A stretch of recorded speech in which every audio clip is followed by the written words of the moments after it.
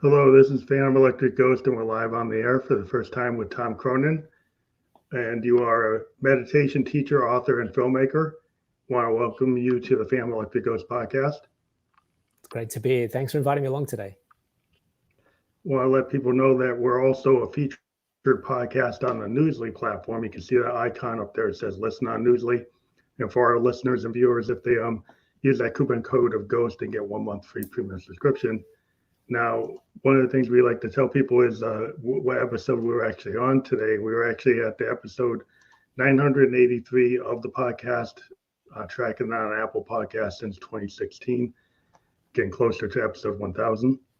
And then we also have your URL for your website, www.tomcronin.com.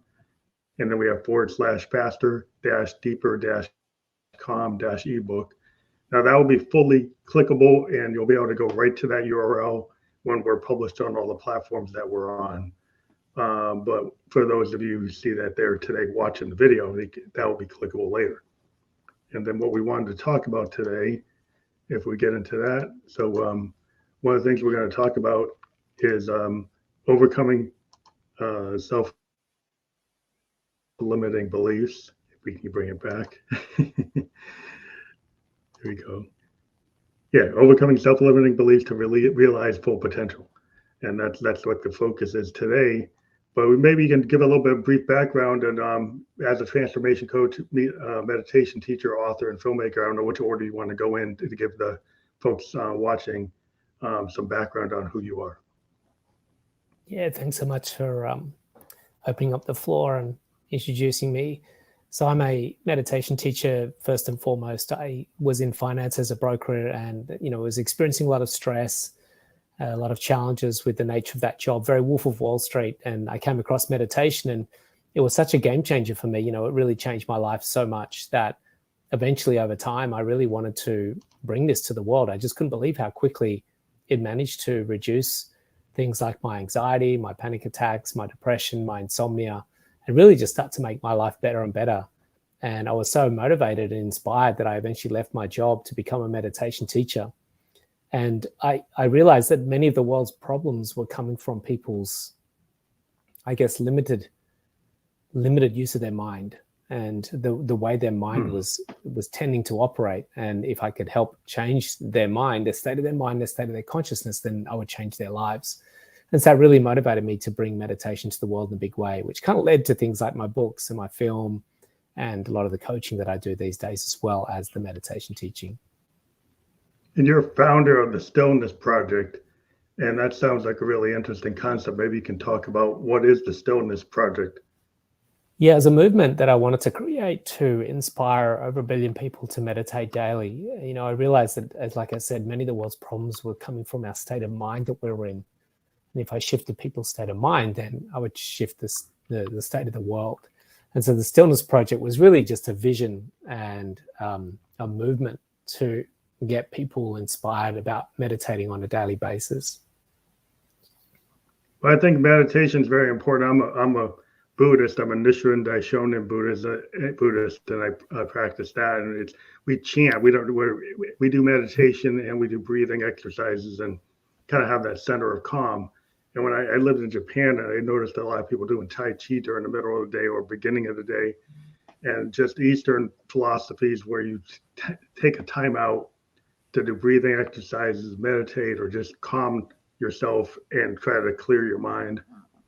I think it's very important in a world, like the Western world is so into like the A-type personality, the person, the go-getter, they got to be on all day and they can't ever turn off. And I think that's part of the problem. Yeah, look, we're seeing a very cerebral society being developed. We really emphasize so much about thinking, and what comes with thinking is feeling. And we're very addicted to thinking and feeling. Those two things are what are driving so much of our actions in our world, so much of our insatiable appetites for more. And if you look at the cultures and traditions coming back to Buddhism and a lot of those Eastern traditions, not to say that anything's perfect in the world, but certainly what we find is a deeper sense of fulfillment, a deeper sense of contentment, less turbulence, less chaos, less disease, less disharmony or lack of harmony in those traditions and cultures that reduce the amount of mental activity, calm their minds. And what happens as a result of them calming their minds is that their hearts start to open. When we have busy minds, we tend to have contracted hearts. When we have calm minds, we have open hearts. And this is the correlation that I want to support and help facilitate in the world. Calm mind leads to the ability to have greater compassion, greater love, greater empathy. And this is what I think is missing in the world a lot at the moment. Yeah, as a creative person, I'm a musician, I'm a podcaster, and in my daily life, I'm a software designer. So I try to find the thread, the needle between the left and right brain. And I even before the pandemic, I decided to stop being a road warrior and to work remotely because I was not able to do my passions of like writing music. I like to write music, and I wasn't able to do that if I'm on a plane, I'm in the Uber, and I'm always away from home. And I started to say, well, why can't I just stand up and say, I can do this job. I don't have to be on the road. And then I could actually put time into my art. Which, then, just being able to get off the treadmill of being a road warrior was a big thing for me because it gave me more time to meditate and to do my Buddhist practice. So I think people have to start to like align, like, is this making you happy? And maybe that's your story, is like you were involved in finance, right? And so I guess it got to a point where it wasn't satisfying you, wasn't making you happy, right? Yeah, we have this really beautiful inbuilt intelligent design within us. It's like a guidance system. And the guidance system is unhappiness. The guidance system is disease. The guidance system is discontentment. And what we want to do is we want to stop looking at the outside world when that guidance system starts to emerge, when we start getting messages inside of us. So, for me, I got a lot of anxiety, panic attacks, depression. And it wasn't like I was a victim of those circumstances. Those messages, those symptoms were actually a catalyst, a cue for change. And we always want to have introspection and inquiry with an IN. And that's where we look within and we start asking ourselves, what is causing this inflammation? What is causing this discomfort? What is causing this anxiety? And what do I need to do to change my life to make things better? And, it can be one of two things. When we get discomfort or disease, it's one of two things. We either change our inner state, the way we're relating to things, or we change our outer world and the way we're doing things. And so for me, I did get firstly, this guidance system was telling me, hey, stop doing all the drugs, the drinking, the partying, the late nights, start to quieten your mind, learn to meditate. And that really was a big catalyst for change in my life. And I started getting a lot more fulfilled. But then as time went on, I started to change my inner state, I started finding that the place that I was in on a daily basis, that was my work as a broker, was becoming less inspiring, less charming. And so I started to feel some inner arising of discontent within me that started to get me to ask, what else could I be doing with my life? And that was some more guidance that was guiding me to maybe look at alternatives to the current life that I was living as a broker. And that's what led me to start to do my teacher training and then become a teacher. And so again, always ask yourself, if there's some discomfort in your life, if there's some lack of harmony, look within and ask yourself, what is it that you could do differently that could be, this guidance system could be guiding you to the next thing. And so for me, I followed that guidance system. I listened to what was arising within my body. I became a teacher, and that was a real big game changer for me. I knew that this was the path that I was meant to be on, and that was really exciting for me and really led to greater harmony and greater fulfillment. Also, when I read your background, is like not only did you become a teacher, but you got into the arts in terms of film and book projects. And I'm a big believer in, I talk to creative people all the time. I talk to a lot of artists, multiple areas, from authors to film directors to actors, musicians. And I find is that muse. That a lot of times as kids, we're told, oh, you can't do that. Go do something more productive, be a lawyer, be a businessman, be a doctor. But a lot of times the inner child, nothing stops you when you're very young from trying to do something. And then suddenly the world tells you, oh, you can't do that. You got to do something more practical. You got to do something that's going to make money. And art doesn't always do that. Art might be very soul satisfying, but it doesn't always ring all the bells in terms of, oh, I'm gonna make a lot of money and take care of myself and be secure. So there's a level of insecurity and maybe fear with being creative, and then people don't want to challenge that fear and don't try it. Yeah, the way I see creativity. Excuse me, I've got a bit of a tickle in my throat from traveling around the world for a retreat that I just recently ran. But creativity is something that we are custodians of. We are the conduits of creativity. We are the outlets for infinite creativity. Infinite creativity, the entire universe is creative, and it's looking for modalities, custodians, vehicles for it to express itself through. And we get these creative impulses as creativity is looking to express itself through someone or something. It could be a flower, that's creativity expressing itself. It could be a bee, that's creativity expressing itself. It could be an impulse you get to write a poem. It could be an impulse to write a film. Creativity is looking to express itself through you. And as those impulses arises, we want to follow the expression of that. And if you look at a child, like you said, children have unbridled expression of creativity. I've got 2 children, 21-year-olds now, but when they were kids, they were very creative. My son's a drummer in a rock band. And from a very young age, he was always wanting to express music through his hands. He was tapping on the table. Then we bought him a djembe. He was tapping on the African drum. And then we bought him a drumming kit. And the movement of creativity wanted to express itself for him through music. Mm-hmm. And particularly when we say music, that's again a niche, but there's niches within that niche. For him, it wasn't guitar, it wasn't singing, it wasn't rapping, it was actually through drumming. And someone else might have that expression through, pastels on paper. Someone else might have oil on canvas. Someone else might have writing a book. And if you get that impulse, when you see children, they just express it. They don't have any barrier to the expression of that creativity. They're not afraid of what people think because they're just finding unbridled expression of creativity. And as you said, as we get older, we get, people in our ear, or we start listening to other opinions, or we get fear ourselves about judgment or failure, and that holds us back from that expression. So for me, I had a lot of expression coming through to make a film, to write books. And so I just allowed that expression to express itself. And of course, when we're doing things like film, it gets a little bit more complicated because there's a lot more other people that need that creative expression, like directors and editors. There's a lot of people involved, whereas writing a song, it's just you, or you might have other people collaborating to bring different musicians in. And that's where complexities with creativity start to arise. Steve Jobs creating an iPhone, there was complexities in that because there's a lot of technical aspects that need to come in. Well, I think the muse is I always liked I was really into Victorian poets, like William Blake and Tennyson and Longfellow, and the idea of the muse.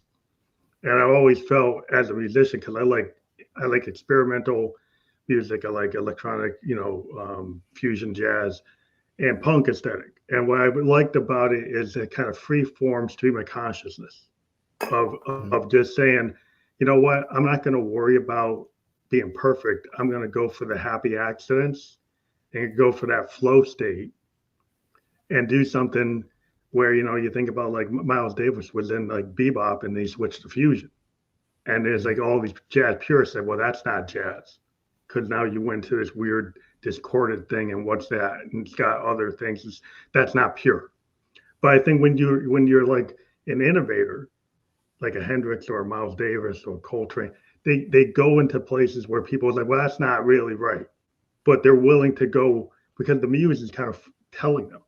And I think even with writers that have your own idea, like if you feel like there's some fear in judgment, like you said, if you put something out there, there's going to be somebody that hates it. There's going to be somebody that doesn't like it. And you might take it personal.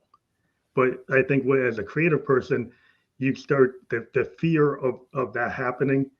The creative drive outweighs the fear, and you actually go and do it and you put it into the world. And I think that's what's really important, is when you can find a way to actualize that. Yeah, such an exciting area to go down and explore is creativity and the expression of creativity. If you think of some of the most recognized artists in the world, as you said, a few of them there, Miles Davis and Coltrane, and, you know, we go back any time where someone has broken ground and stepped over a line of consistency and familiarity. At the time, they're quite often ridiculed, but over time through history, they're more often revered. And this is the thing we want to always remember. If you get a creative impulse that might not be a familiar sort of status quo with where the world is at right now, but you feel you've just got to express that. And it might be like, hey, you can't do that. That's like, you're completely breaking the status quo of the way rock and roll is created. We wouldn't have Beatles and rock and roll music if they didn't break the status quo. We wouldn't have jazz. We wouldn't have, we wouldn't have Shakespeare, and this is the beautiful thing about art and creativity, is that it usually is revered over time, but more often than not, at the time, it was probably ridiculed. But we've got to find that freedom of expression. I think it's important. Yeah, the pioneers at the bleeding edge kind of get hit. They get hit back with a lot of feedback.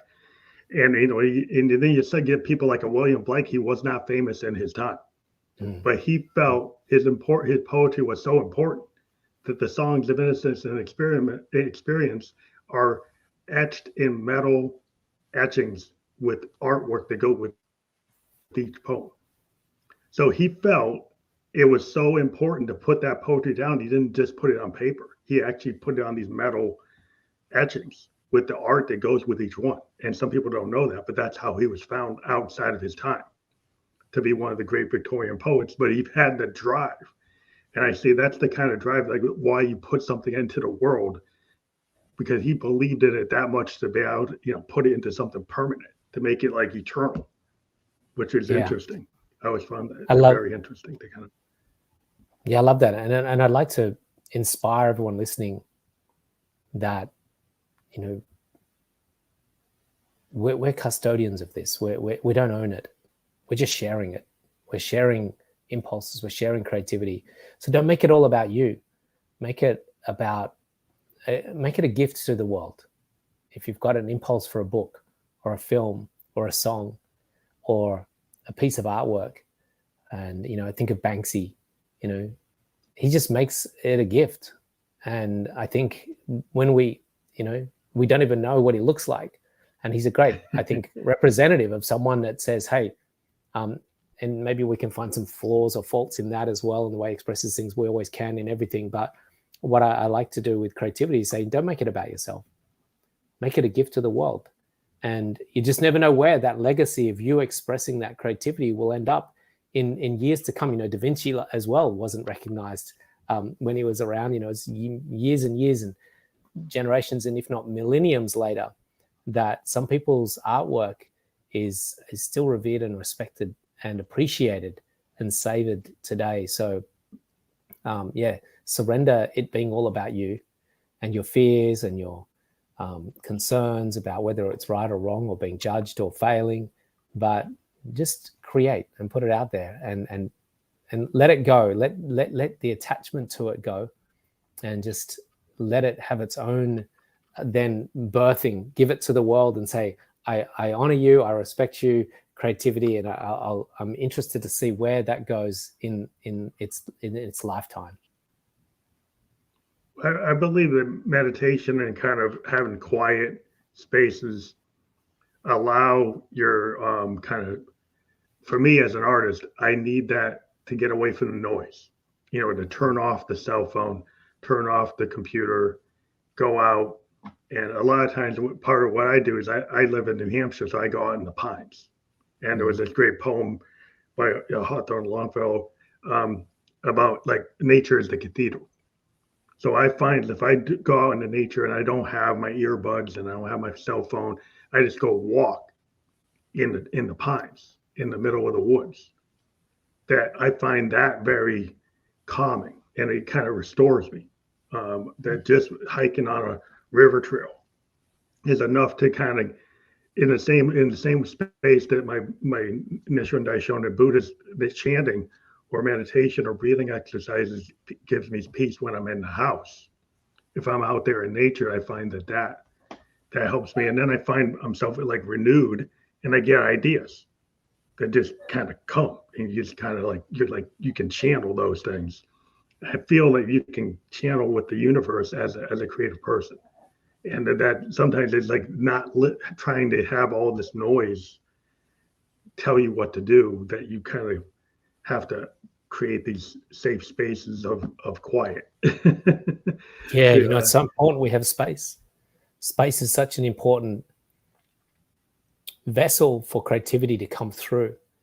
And, you know, the problem we have in our world today is that we don't ever get bored. We don't ever have space. We don't ever have that ability for something to enter into that void or spaciousness or emptiness, as they call it in Buddhism. And, you know, a lot of my meditation students, myself included, find that a lot of creative impulses, incredibly creative ideas arise within our meditation because we've allowed the thinking mind to get out of the way. And creativity, you'll find with most artists, I always go back to, I've got a complete blank, the lead singer of Nirvana. What was his name again? He often talked about Kurt Cobain. He talked a lot about how his creativity would come when he's just sitting doing nothing. And it would just arise from that spaciousness in his mind. And I think we need to, ideally, as a species, to become more creative, more adaptable, and more expressive, is to create more space. And our phones, unfortunately, have cluttered up that space that we would normally have in our day, where we're sitting on the train or we're sitting on a park bench and there's nothing to do, nothing to think about. And these moments have been hijacked from us now, and they're filled in with scrolling through feeds and information flow. And I think it'd be good for us all to allocate portions of time each day just to sit and be and create some windows of time. Like you said, going into the forest, nature's a very inspirational cathedral for us to tap into our creativity. Yeah, can I get worried about, you know, I always, when I work with other musicians and they're like, oh, well, we've got to do like the latest thing. And they look at like whatever's getting, you know, thousands or millions of hits on social media. And I look at that as, well, you know, just because it got a million hits or a million views doesn't mean it's good. Because there's a cat video that somebody is using the same song that they're using on a prank video. And that what's happening is that same song is being used for like tons of different videos. And it has nothing to do with any of them. But the person's actually, you know, is getting a lot of benefit from everybody using that same song. And I'm like, well, what is that really contributing to the world but a lot of noise? And so if you just disconnect from that and say, well, what is it? You know, what is the song that you're scared to show me? What is the song that isn't like something that's in the top 20, right? Show me the piece that you're afraid to show anybody. That's the piece of work I want to work on, because I think that's the more authentic vision that you have, but you're kind of fearful of showing anybody. And I kind of want to see, to me, that's what makes you a human, is like your own vision. And sometimes you're not secure in that vision, but you know, my job is to get somebody to make that the best version of their authentic self, which I think a lot of people are scared to do because they can use sampling, they can use AI, they could clone something, they could copy somebody else. And they're so into trying to be perfect that they're not into originality or original thinking or critical thinking. Yeah, I see this happening for humanity in a big way.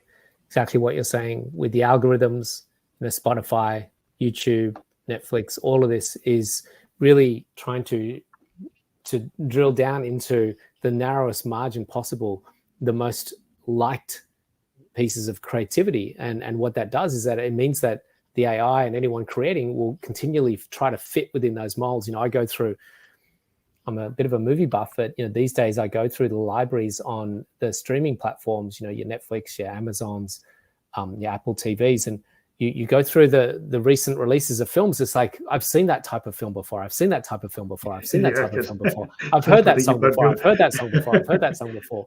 And that's because we're just getting into a narrow, tighter field of what people will watch and what will be devoured by the masses. And so what that's limiting is the inspiration to create something that's not in that tight bandwidth.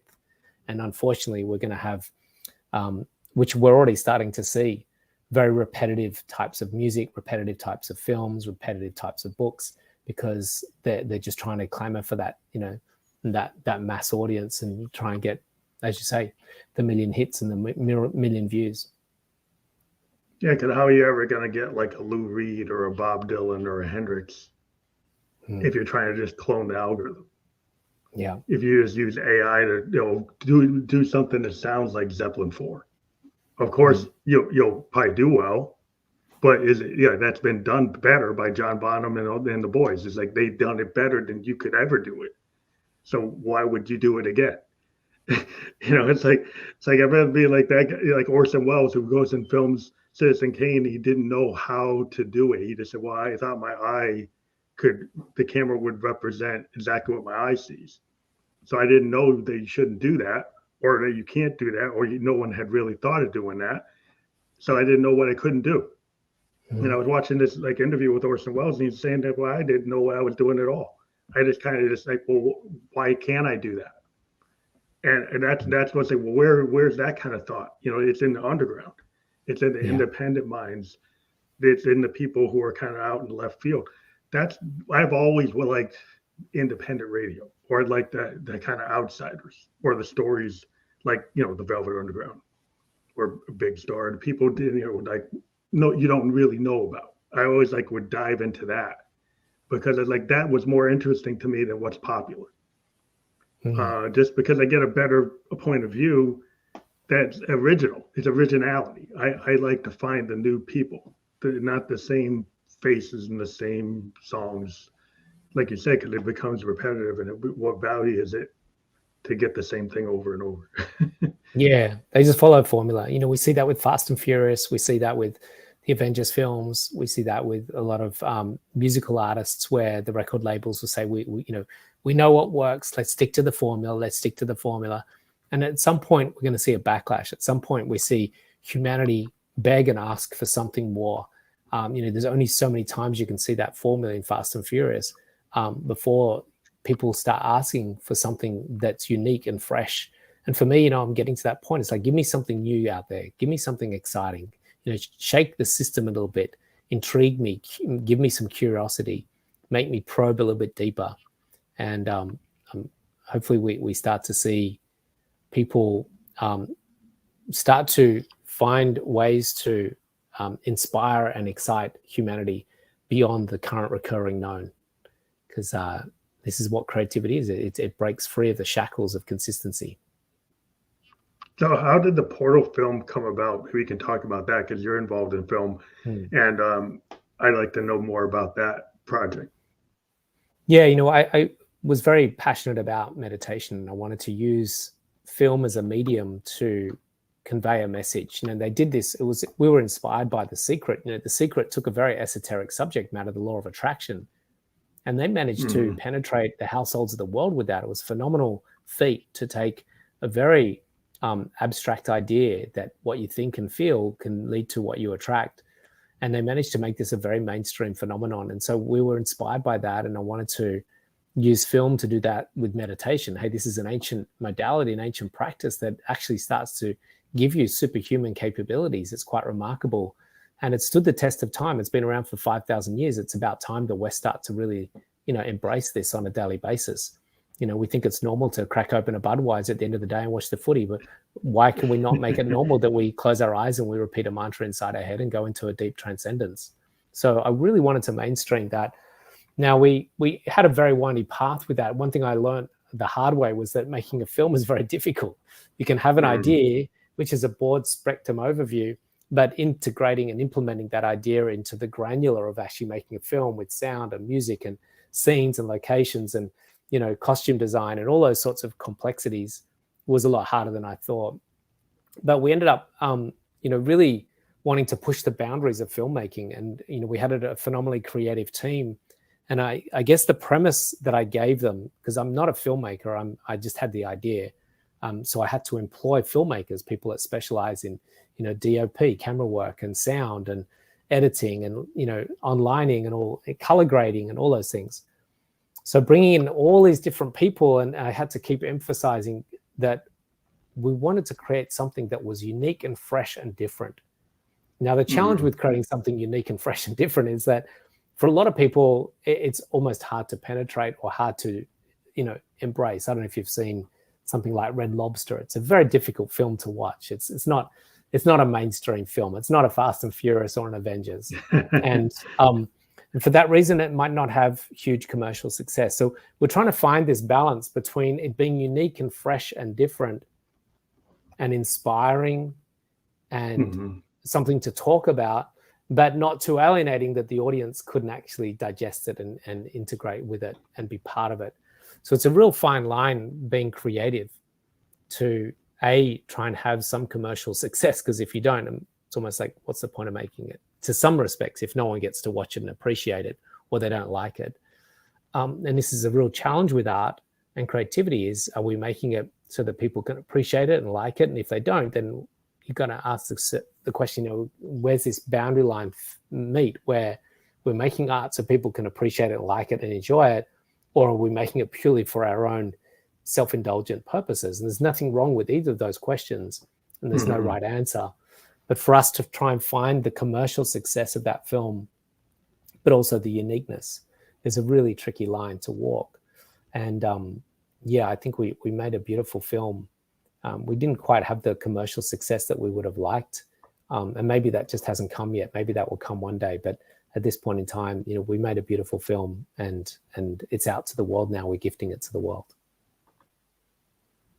Well, I think about, working with a team, with like, if you're working on a project that's more than a one-person project, and you got to employ like a whole team effort. It's like a sports team effort, or like even if you're a singer-songwriter and you're just by yourself, it's one thing versus like you're in a band, and then you're in a band, and then you've got to work with the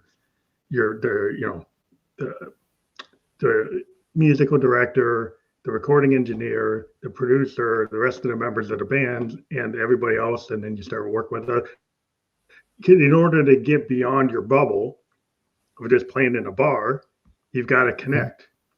And you've got to compromise, and you've got to learn how to be diplomatic, and you've got to figure out what works. And so it's a process. And so they kind of take this idea and then make it so that actually people can understand it and people can digest it. Like you said, it has to evolve and it has to get, mapped. And, I think that's the whole process of creativity, when it goes beyond just like the one bright light in your head to something that you've got to execute. And I think that to me is always the fun part of it, but it is a process. It's like a coach, a coach of an NFL team has, X many players at his disposal, and his ultimate goal is to win the game. So he's got a vision, he's got an intention, he's got a goal, and now he has to hand that to a group of people that have to then come in and express themselves in whichever way they do in some sort of team effort. And that's really challenging, because there's a lot of variables going from all of a sudden you've got this one vision and intention and goal, and then you give that to a group of people to execute. And that execution is where it gets a bit complex. Yeah, and how much of the idea do you hold on to, or do you allow to be massaged? Like if you're in a band, you could be the alpha, say, I'm going to write the song and everybody's going to do all the parts the way I wrote it. Or you could say, well, I'm going to trust my bass player to actually take the bass line and change it, take the drum line and adapt it. Or you could have a different approach. There's some people are very, very stringent. It's like, it's going to be what I wrote. And you have to implement it like your work for hire rather than a member of the band. And so it's like, how much of that is involved in the project? How much do you let people bring their expertise to the table and actually, if the cinematographer or the cameraman, they have a certain capability, do you trust their vision, or you say, well, it's got to be still within this frame? And so how much of that do you let go or control? And I guess I have a question out of just my own naivety. My first thought was coming to someone like Beethoven or Mozart. Do they write the musical pieces for every member of the orchestra? or do they write just the violin and then the orchestra has to kind of work it out? And vice versa also with someone like, I don't know, let's just pull a band out. Let's just say Queen. Did Freddie Mercury write the music for all the artists in the band? Okay, the drums are going to be this way. Or did he just write the chords for the guitar and the lyrics for the song, and the rest of the members worked it out? What is normally the case for these situations? Out of my naivety, I'm asking a genuine question. Yeah. Well, yeah. I mean, in some cases, like with Queen, there were so many, like multiple members were capable. Like the guitar player, he did the guitar parts. And Freddie Mercury, he did the melodies and the actual lyrics, and he's a piano player. So he put down a lot of the piano structure. And then the guitar player and the piano player, they can kind of collide, and they can kind of be in the same space because they can do chords. Both of them can do chords. But Freddie was a really good piano player. So he had a lot of vision, but he would kind of let the guitar player come in and write the part for that. And so some people in some bands, it's not like that. In some bands, like Pete Townsend with The Who was known for doing demos that almost are like that's 90% of the song. He would put down the drums, he put down the bass, he put down the guitar, he put down the keyboard. And so like if Who's Next, he had it almost every song mapped out. But then he would, he'd let Entwistle take his bass line and say, okay, I know Entwistle can play better than me, so I'll let him take it and adjust it. And Moon was a crazy drummer. He was a fantastic drummer, so he did way more complicated parts than what Pete could do. But the structure of the song was like, it was there. It's just like it just got embellished by the capabilities of the band. And Daltrey had a more powerful voice than Townsend, but Townsend had the melody, and he pretty much, Daltrey would take that melody and just belt it out with a better, more powerful singer. So he could hit notes and just do it with a like kind of charisma that Pete had, this kind of more feminine voice. And so some of his songs would be done with his voice, depending on how he wanted to do it. Like he was tended to do rock opera. So he tended to write in these big, long concepts. And some places the feminine part of his voice worked, and they would use his voice. In other parts, it's like, no, we got to use Daltrey's voice. And so it was like, but he was very much like controlling like the whole structure, that type of mindset. I went to a symphony not long ago with my sister at the Opera House in Sydney, which is a beautiful building. And the symphony was one of the great symphonies, I think, in the world, Australians, the Sydney Symphony. And, it was fascinating to watch such a large piece of musical arrangement. And I was thinking, did the writer write every single note for every single piece of music and every instrument to make that combination? It's like mind-boggling that they could think so diverse that the triangle and the violins and the cellos and the bass and the trumpets and the clarinets, to bring all of those different pieces of music. It's one thing to have a rock band with 4 different artists, but to have 30 different artists and put that music together to make something special is quite remarkable creativity. Well, that's the brilliance of that era. But if you can think about it, like that was like the popular music at the time. And so to write all those parts for those big orchestras was like, that's the radio, that's the CD, that's the LP. So these people, that was what the focus was to create these worlds. So these composers created these musical worlds that are like, I call sound paintings, or like they have all these layers. And today we can compose things that have multiple layers, like 64 tracks, 124 tracks. I can build all of them, right? But back then, it's like they were doing that on paper. And then actually imagining what it would be. But they knew the theory and they knew what it would sound like, so they would write it out, and they would control that. Today I have all kinds of tools where I can go see what that's going to be, and I can write those parts too. I mean, I can write for like 24 instruments or 36 or 64.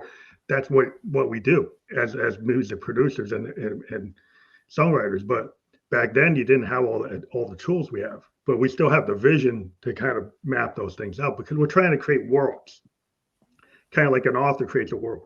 Like when you map out your characters, or you create your storyboard, you create a lot of authors I talk to, they go and they do the character design, then they do the world design. And that's the level that these musicians are doing too. They're building like a world. So that's kind of why it's just very similar in some ways. But yeah, I love that with a good film when you've got layer upon layer of character development.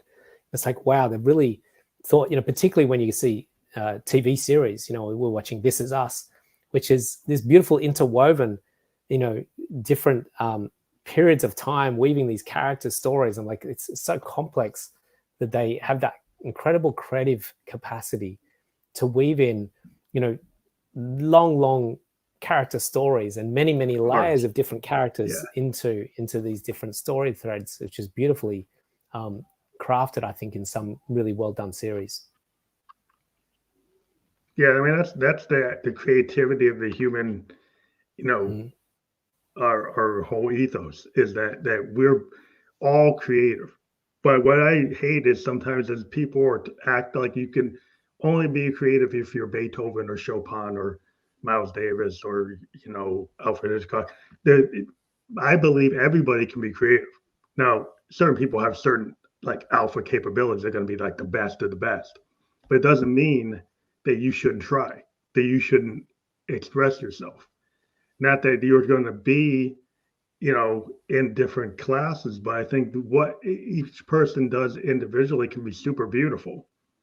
And so that's where a lot of people, get discouraged from doing art. And I think art is like therapy. Art, I use it as a catharsis to get through a lot of my work. I could put down like 100 demos, and maybe a lot of it's cathartic. But I look at it as like those 100 pieces of work. By the time I get to the one I release, that was all steps on the road to get there. I don't look at it as a failure. I look at it as like it's a process. And that's why I think a lot of people like make judgments where they think they're failing at something. It's actually a process. And I think it's important for the audience to listen, that are listening in, that art doesn't have to be limited to writing a book, a poem, a piece of music, or a painting. It can be used in your business, coming up with a new way of doing something successfully in your business. It can be a new system, a new system design, a new program, excuse me, that is, again, still expression. And I think creativity, even creating systems for society is still creative. Coming up with new economic models for society, new political models, new business models for society. I think we need to start really thinking outside the safety zones of where our creativity is at the moment and start thinking bigger and more creatively about where humanity's going and what's possible for us as a species. That's creativity, thinking of a new blueprint for humanity, a new way of living is very creative. There's a lot of things that are done, like, in software design. What we find is sometimes our happy accidents, we're coming up with something. We build a lot of things that are like we haven't done before. And we get managers like, oh, we're trying to track it. Like, well, how do you track something you never did before, right? How you know, that you're going, when you're going to be done. And a lot of times we have what we call happy accidents, where we actually came up with something that wasn't part of the plan, but we believe in it so much, we go push to the management and say, hey, this isn't really what you wanted, but this could be the thing that's going to make the company. It's like we didn't really, this wasn't what we're supposed to be doing, but we found something, and we think you ought to look at it, because this thing we could actually, it could be big, and it wasn't the original plan.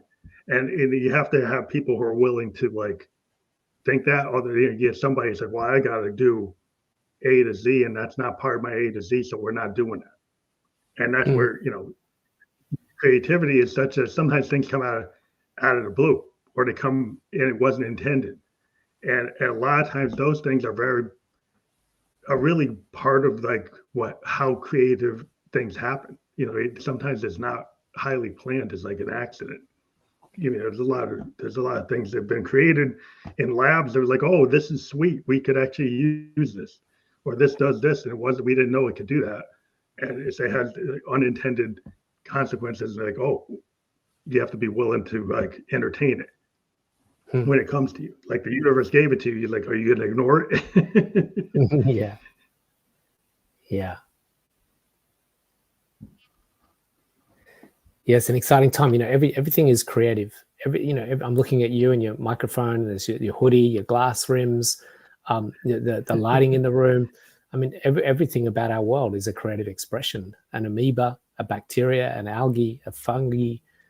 It's all creativity. The universe is constantly creating, constantly 24/7 for eternality. Solar systems, galaxies, clusters of galaxies, from the micro to the macro. And this is the thing, is that there's so many expressions of it. Well, there's so many collisions, like if you look about it holistically, which I think humanity didn't understand, some of the consequences like we're living in today, is because we didn't realize that there's certain human activity, it actually affects the structure of Gaia. Like Gaia has a certain path, and then we do something, we say, well, it doesn't mean anything. Well, it does. It's like, well, if you listen to a lot of indigenous people, you would have understood that, but you didn't want to listen because you thought they were this and you thought you were that. And so suddenly you don't listen, and now you're paying because you didn't listen. So I think a lot of things is people don't understand, like the animals that are important. Is, well, this animal is, or this insect isn't important. It's part of a whole structure. And so they totally willy-nilly just say, well, I don't need to worry about wiping this species out or doing this. And now it's starting to kind of pay the piper, that you actually have to look holistically at things. You can't just be narrow-minded and say, well, it doesn't matter. Just like words matter. People can say, oh, my words don't matter. And like, how many people have trauma because of words? But they was, oh, it doesn't matter. It's like, well, it does matter. Yeah, wise words indeed.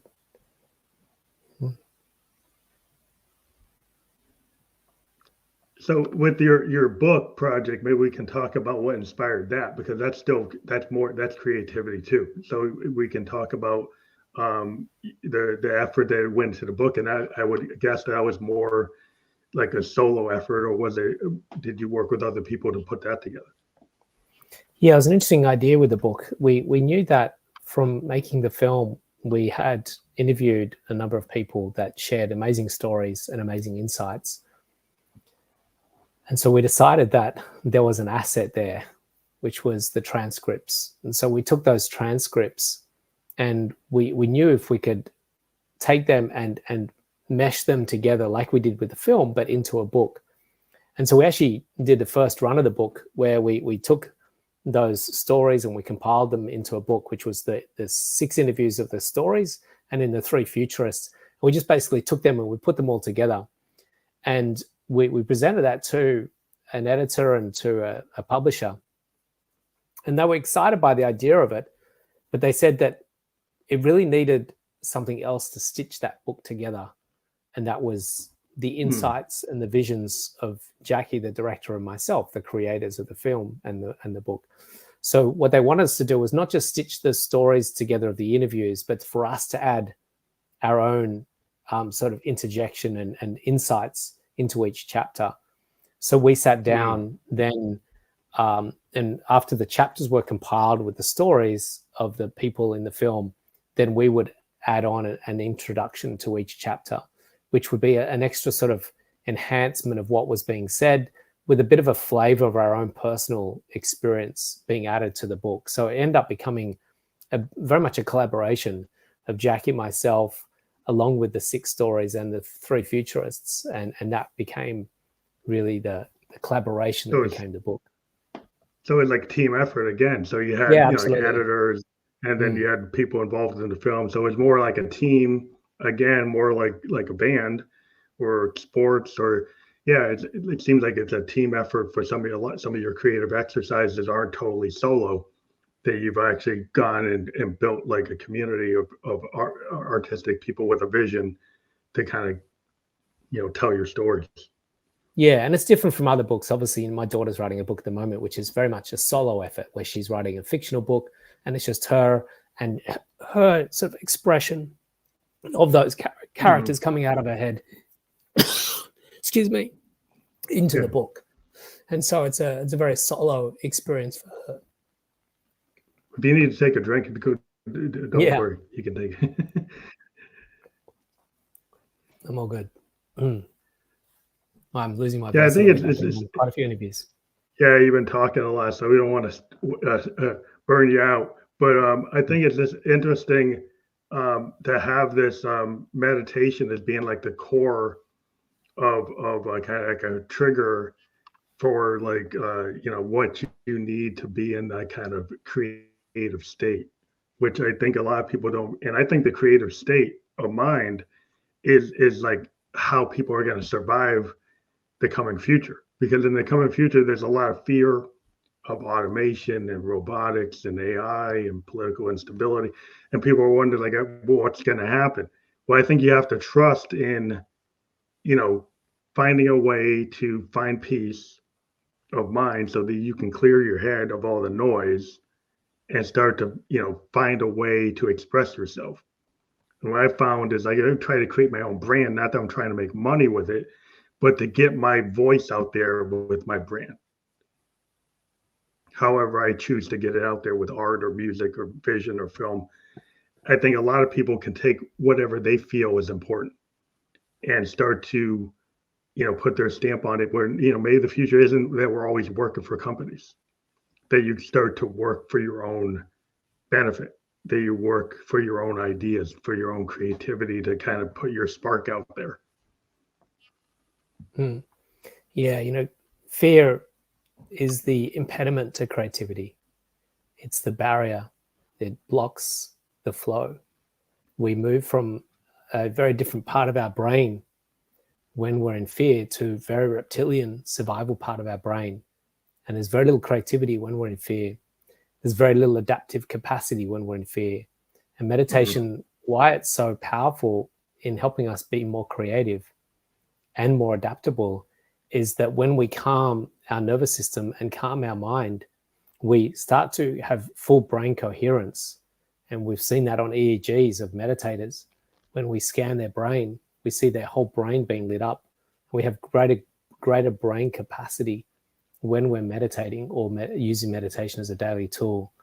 And so for me, one of the things that we need going forward as a species to give us greater adaptive capacity, greater creativity, and less fear is actually to incorporate a daily meditation practice, I think.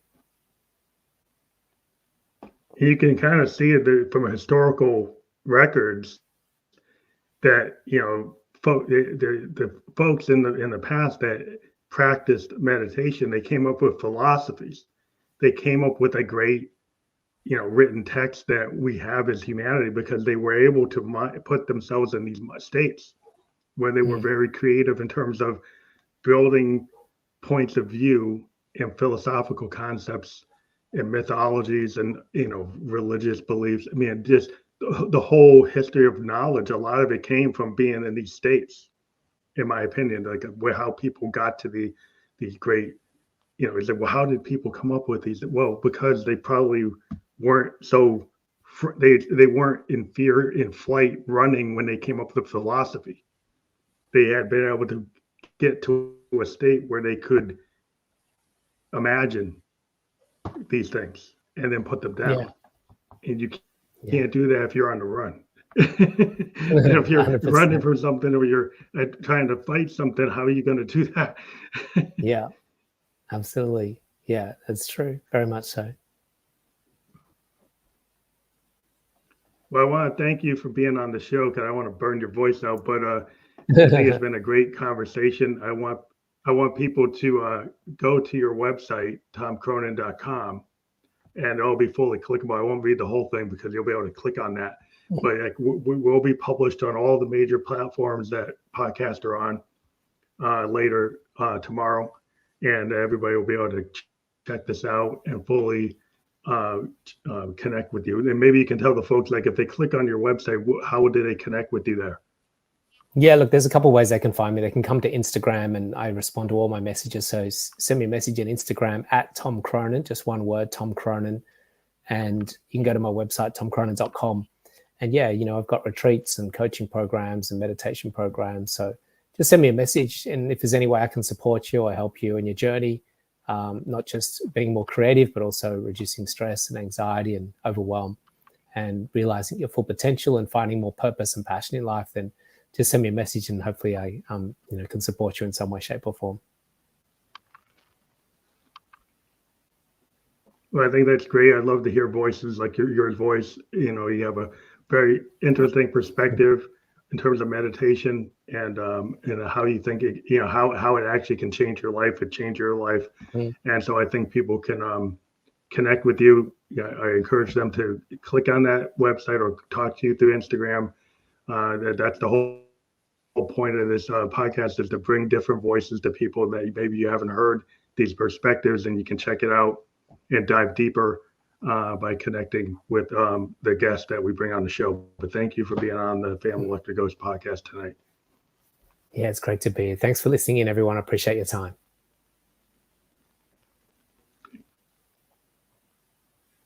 Have a good night.